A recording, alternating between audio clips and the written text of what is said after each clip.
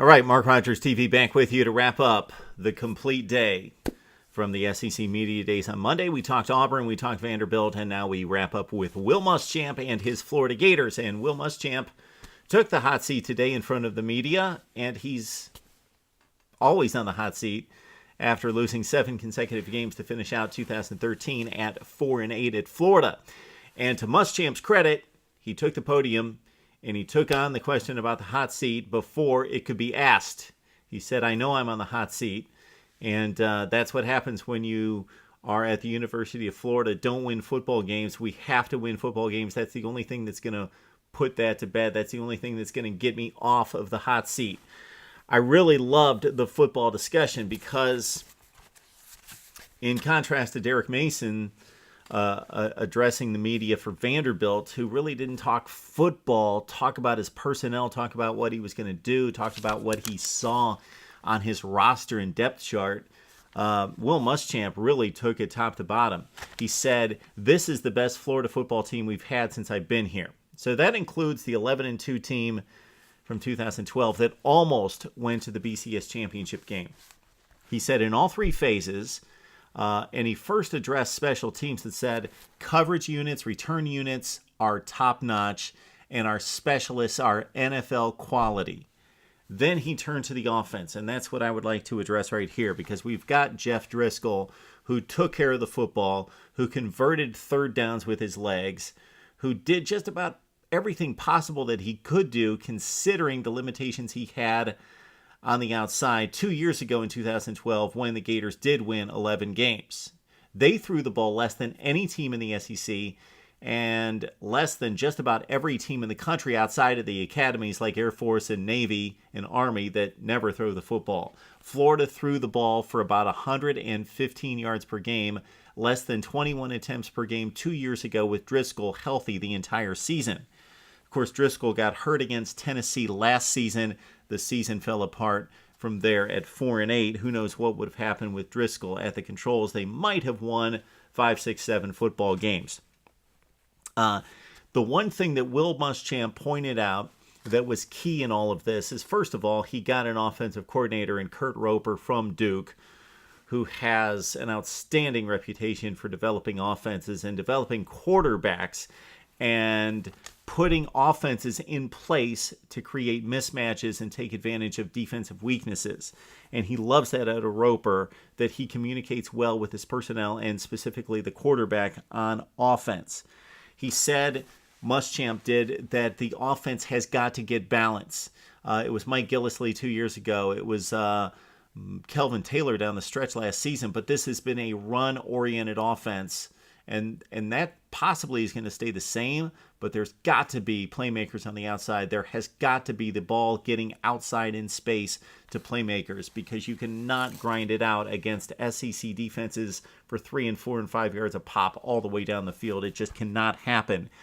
So Muschamp said, in watching tape, Driscoll has proved to be a much better quarterback in the spread, or what he calls the gun, than under center. So expect Driscoll in Florida to open it up and to play to strengths that they believe that they have on the outside that we have not seen to date. And this is where guys like Quinton Dunbar and a host of freshmen from 2013 need to step up and show us something, because the recruiting rankings say that Florida has recruited outside playmakers. We just haven't seen it. So is it the quarterback's fault? Is it the offensive concept? Or is it the playmakers being overrated coming out of high school? But you've got Quinton Dunbar, who's the most accomplished of the wide receivers, coming into his senior season. Andre Dubose, who made some plays in 2012, was lost for the entire 2013 campaign. And then these 3 freshmen in 2013, coming into their sophomore seasons, true sophomore seasons. Chris Thompson, who we understand is the fastest of the 3. Then you've got DeMarcus Robinson.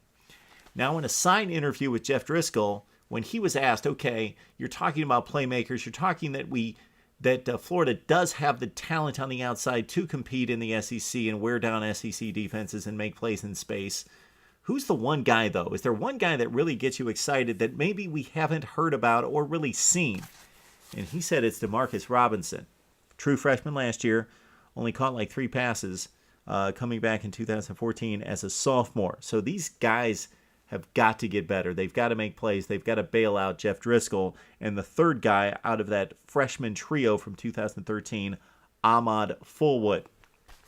Also, don't discount the pickup from the University of Virginia in Jake McGee, who caught 40 passes for the Cavaliers last season, in being somewhat of a security blanket, possibly, depending on the chemistry and the way things work out with the offense, in helping out Jeff Driscoll, who 2 years ago, despite not opening up the offense or finding much in the passing game, when he did, it was usually the tight end, Jordan Reed, catching the football and making big third down conversions for the Gators. Let's look at the running backs. You've got Kelvin Taylor, who I was extremely impressed with. This kid had a bullseye on him for a number of reasons. Number 1 rated recruited running back coming out of high school the previous season. And then defenses had to load the box. There was no threat on the outside, no dynamic playmakers in the passing game.